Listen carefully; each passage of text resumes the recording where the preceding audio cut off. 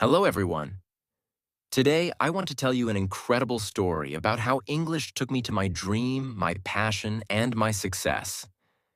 If you have big dreams, to become a doctor, engineer, lawyer, businessman, or anything great, then you need English 100%. There is no doubt about it. English is spoken by 1.5 billion people around the world. It is the language of travel, business, and the internet. If you don't speak English, you might miss big opportunities, like getting a better job, making international friends, or enjoying movies and books in their original language. But don't worry, you can start learning today and become part of this global community. If I can learn English and achieve my dream, you can too. My name is Sophia, and I am from Brazil. I was born in a small town in Brazil. My family was not rich, not poor, just middle class. We had enough to live, but we couldn't afford luxuries. My parents worked very hard every day. My father was a taxi driver and my mother was a school teacher. They always told me, education is the key to success. Since I was a little girl, I had only one dream, to become a doctor. I still remember the moment that changed my life. I was 10 years old. I was in the hospital because my little brother was very sick. He had a very high fever and we were scared. My parents were crying. Then a doctor came. He was calm, confident, and full of kindness. He smiled and said, "Don't worry. I will take care of your son." I watched him work. He checked my brother, gave him medicine, and spoke with so much knowledge. And then, after a few hours, my brother's fever was gone. He was safe. At that moment, I knew. One day, I will become a doctor and save lives. But as I grew up, I realized something terrible. If you want to become a doctor, you need English 100%. All medical books are in English. All medical research is in English. Even in my country, doctors needed English to study, to communicate, to work in hospitals. And my English was terrible. I went to a public school where they taught very little English. I knew basic words like, "Hello, how are you?" But when I saw a full English sentence, I felt lost. I remember in school my English teacher asked me, "Sophia, can you read this sentence?" I looked at the book. The words were dancing. I could not read. I could not understand. I wanted to cry. "I don't know, miss," I whispered. The class laughed. That day, I went home and sat alone in my room. I thought, how will I become a doctor if I can't even read a simple sentence in English? I felt hopeless. But then something happened that changed everything. One evening, my father came home tired from work. He sat next to me and said, "Sophia, what is wrong? You are always sad these days." I looked at him and said, "Papa, I want to become a doctor, but my English is bad. Without English, I cannot study medicine." My father was quiet for a long time. Then he said, "If English is stopping you, then learn English. Go to a place where everyone speaks English." I was shocked. "But Papa, we don't have money for that." He smiled and said, "We don't have much, but we have enough. Your dreams are important." That night, my parents and I sat together and talked about the best place to learn English. Why did we choose Canada? 1. Everyone speaks English. I would have no choice but to speak English every day. 2. Great education system. Canada has the best schools for learning English. 3. Multicultural and friendly people. People in Canada are warm and kind to international students. 4. Affordable compared to other countries. Studying in the USA or the UK was too expensive, but Canada was possible. It was not an easy decision. We were a middle-class family. My parents had some savings, but not much. They made a huge sacrifice. They used almost all their savings to pay for my flight, my English school, and my first few months of living in Canada. Before leaving, my mother held my hand and said, "Sophia, we are giving you everything we have. Promise me, you will not give up." I had tears in my eyes. I hugged her and said, "I promise, Mama." And then, with one suitcase, a little money, and a big dream, I flew to Canada. The moment I landed in Toronto, Canada, I felt like an alien. The weather was freezing.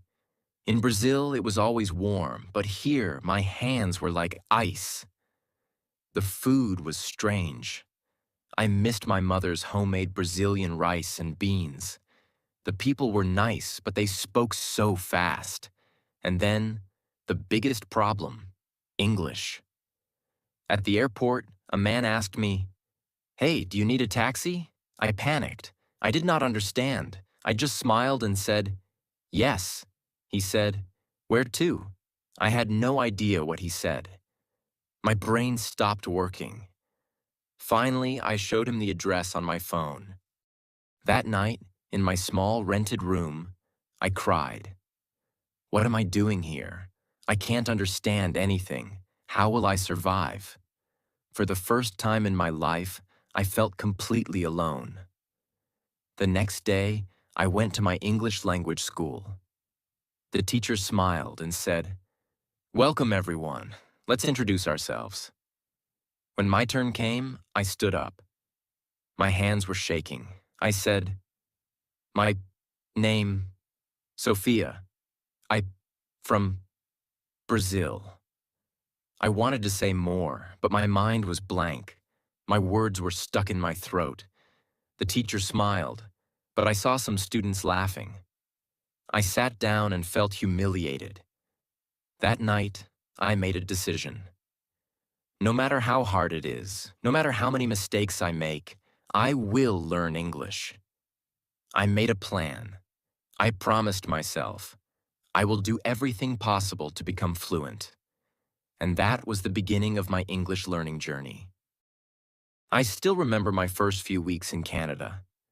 It was like stepping into a new world, exciting but also terrifying. Everything was different. In my country, I understood everything. Here, I felt like a baby learning how to speak. Before I tell you how I improved my English, let me tell you about the strangest things I noticed in Canada. No school uniforms. In Brazil, students wore uniforms. But in Canada, children wore anything they wanted. Some wore pajamas to school and nobody cared. People don't touch much. In my country, we hug, kiss on the cheek, and stand close. But in Canada, people like personal space. If you hug someone without asking, they feel uncomfortable. Weather changes in seconds. 1 minute, it's sunny. The next, it's raining or even snowing. Self-checkout in stores. In many supermarkets, there was no cashier. People scanned and paid for their own groceries. People say sorry for everything. Even if you step on their foot, they say sorry. I found that so funny. Food portions are huge. I once ordered a small meal at a restaurant, and it was like food for 3 people. But the biggest shock was the English. People spoke so fast and used slang I had never heard before. In school, I learned proper English, but in real life, people said things like, "Want to grab a coffee? Want to get a coffee? I'm down for that." I agree. That's so lit. That's amazing. I felt like I had never studied English in my life. The second day in my English class, I was so nervous. The teacher gave us a simple writing task. I was excited. I can do this, I thought. But when she returned my paper, it was full of red marks. She said, "Sophia, your writing is good, but your sentence structure needs work." You think in Portuguese and translate to English. That's why it sounds strange. I felt frustrated. Speaking was even worse. The teacher asked me a question, and I knew the answer in my head. But when I opened my mouth, nothing came out. I felt like crying. Will I ever speak English fluently? I refused to stay weak in English. I knew that if I didn't improve, my dream of becoming a doctor would die. So, I made a plan. A. The headphone trick, talking to myself in public. One of my biggest problems was speaking. I was too shy and afraid of making mistakes. So, I found a solution. I put on headphones and walked around the city pretending I was on a phone call. But I was actually talking to myself in English. I described everything around me. I am walking on the street. The sky is blue. That woman is wearing a red coat. Now I am entering a cafe. I will order a coffee. This helped me think in English and practice without fear. B. The 3 new words rule every day. I learned 3 new words and used them in a sentence.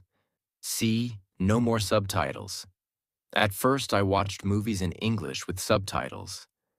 But then I realized something. I was reading, not listening. So I turned off subtitles and forced myself to understand. It was hard at first, but soon I started catching common words and phrases. One day, I went to a coffee shop and decided, today I will talk to someone in English no matter what. I walked to the counter. The barista smiled and said, "Hey, what can I get you today?" My heart was beating fast. "Don't panic, Sophia. You can do this." I took a deep breath and said, "I would like a cappuccino, please." She smiled and asked, "Do you want it with almond milk or regular milk?" I understood her. I quickly said, "Regular milk, please." She gave me my coffee and said, "Here you go, have a great day." And I replied, "You too." It was a small conversation, but I felt like I had won a gold medal. That day, I realized something important. English is not about being perfect. It's about being confident. Learning English was one challenge, but surviving in Canada was another. Canada is expensive. Here's what I spent each month. Rent for a small room, $800. I lived with a roommate to save money. Groceries, $250. I learned to cook at home to save money. Transportation, $120. A bus pass in Toronto. Phone bill, $50. English classes, $500 per month. I worked part-time in a small cafe to pay my bills. It was tough. I woke up at 6 a.m., went to school, worked in the cafe, came home tired, and still studied English at night. I missed my family. I missed home. But every time I felt like giving up, I remembered my parents' sacrifice. I could not fail. The biggest turning point was when I stopped translating in my head. At first, my brain always did this. I hear a sentence in English. I translate it into Portuguese in my head. I think of an answer in Portuguese. Then I translate it back into English. This took forever. But after 4 months of daily English exposure, something amazing happened. One day I was in a grocery store. The cashier asked, "Do you need a bag?" And without thinking, I said, "No, I have one." "Thanks." For the first time, my brain didn't translate. I realized I was finally thinking in English. If you are struggling with English, here is my advice. 1. Speak every day, even if you are alone. Use the headphone trick like I did. 2. Stop translating in your head. Start thinking in English. 3. Talk to native speakers, even if it's scary.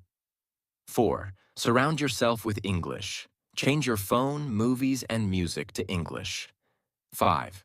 Don't be afraid of mistakes. Mistakes help you grow. And most importantly, never give up. I still remember the day everything changed for me. The day I realized, wow, I can actually speak English. But before I tell you that story, let me take you deeper into my life in Canada. The struggles, the weirdest things, and how I finally started speaking English like a native. I had been in Canada for 6 months, and my English was improving. I could understand people better.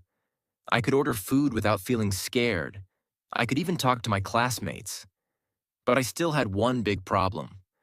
I was terrified of talking to native speakers. Why? Because they spoke too fast, used too much slang, and I always felt stupid when I didn't understand something. I avoided conversations. If someone asked me something, I would just say, yes, or, haha, yeah, even if I had no idea what they said. But I knew, if I wanted to be fluent, I had to face this fear. So I made a crazy decision. One morning, I walked into my favorite coffee shop. I told myself, Sophia, today you are going to have a real conversation with a native speaker. No running away. I stood in line, nervous. Then, a girl next to me smiled and said, ugh, this line is so long, right? I froze. This was it. My moment. I took a deep breath and said, yeah, it's really long. Then she said, I come here every morning, and it's always like this. My brain started panicking. What do I say? But instead of overthinking, I just said, oh, really? I just moved here, so I don't know. She smiled and said, oh, cool, where are you from? And just like that, we had a conversation. For the first time, I wasn't translating in my head. I wasn't scared. I just talked.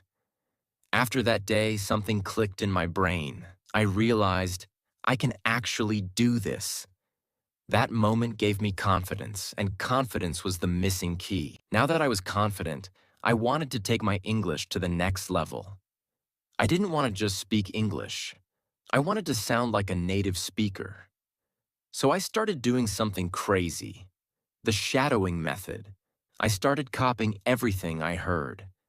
Whenever I watched a TV show, I paused, repeated the sentence exactly like the actor, and tried to match their accent. Example, I hear the sentence, oh my God, that's insane. I pause and say it exactly the same way. Oh my God, that's insane. Copying the tone, speed, and emotion. I did this for hours every day. At first, it felt weird. But after 1 month, my pronunciation improved so much. I also started keeping a notebook of my English mistakes. Every time I made a mistake, I wrote it down and corrected it. Example, I agree with you. I agree with you. By reviewing my mistakes every day, I stopped repeating them.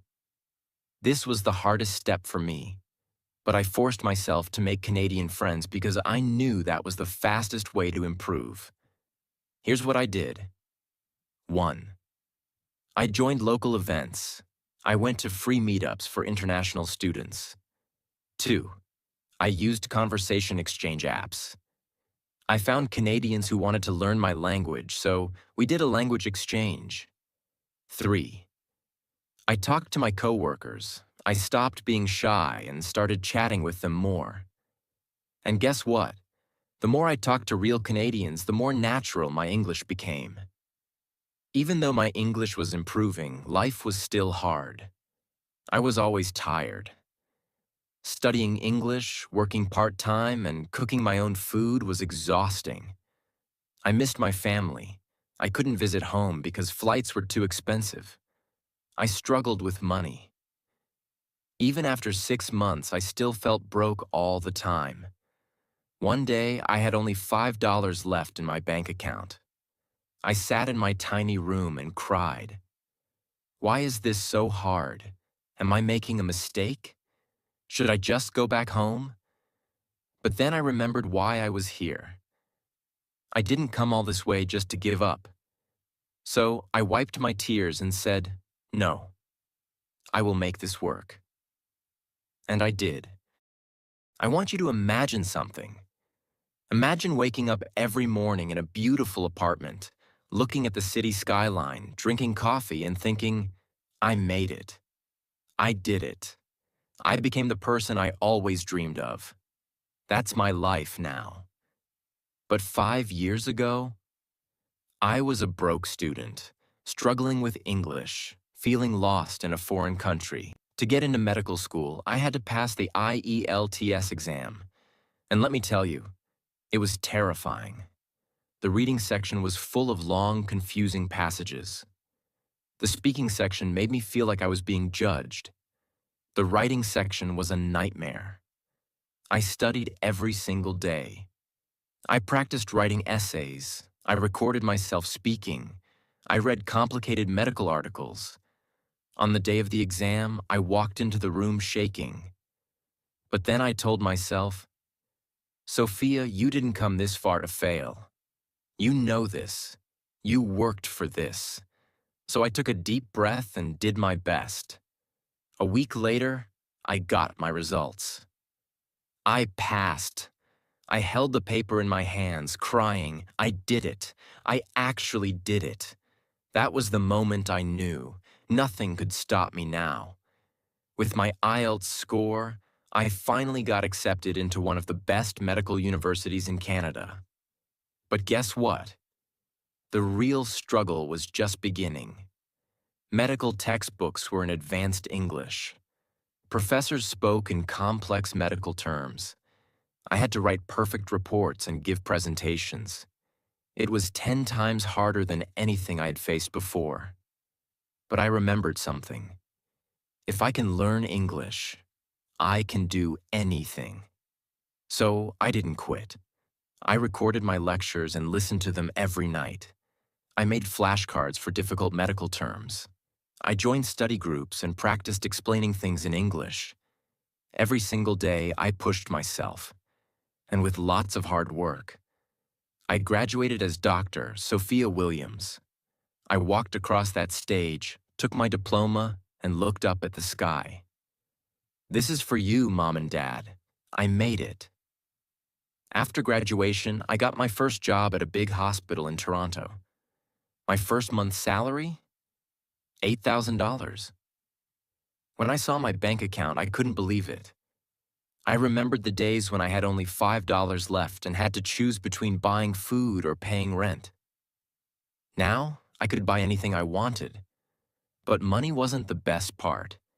The best part was saving lives. One day, a little girl came into the hospital. She was sick, scared, and crying. I held her hand and said, "Don't worry, sweetheart. I'll take care of you." Her mother looked at me with tears in her eyes and said, "Thank you, doctor." At that moment, I felt something I had never felt before. I wasn't just an English learner anymore. I wasn't just a student. I was a doctor, and I had earned this. Now listen to me carefully. I know many people say, accept yourself as you are. I disagree. You should never accept being weak.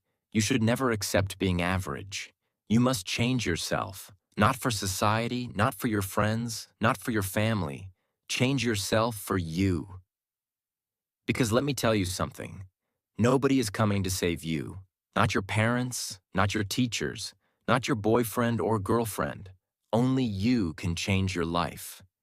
When I was struggling, I could have made excuses. English is too hard. I don't have enough money. I'm not smart enough. But I didn't. I looked in the mirror and said, Sophia, stop making excuses. It's time to work. And that's exactly what I did. If you're still here, it means you want more from life. So let me give you the real truth. Learn English like your life depends on it. Because it does. If you want a great career, you need English. Stop being lazy. Get up. Open a book. Watch English videos. Do the work. Put yourself in uncomfortable situations. Talk to strangers. Make mistakes. Embarrass yourself. That's how you grow. Today, I live in a beautiful apartment in downtown Toronto. I wake up every morning feeling proud of myself. I drive my dream car. I travel to different countries. I help my parents financially. And most importantly, I love my life. But remember, I wasn't born lucky. I created this life by working for it. And you can too. If you're watching this video, you have two choices. 1. Close this video and do nothing. Stay the same. Keep making excuses.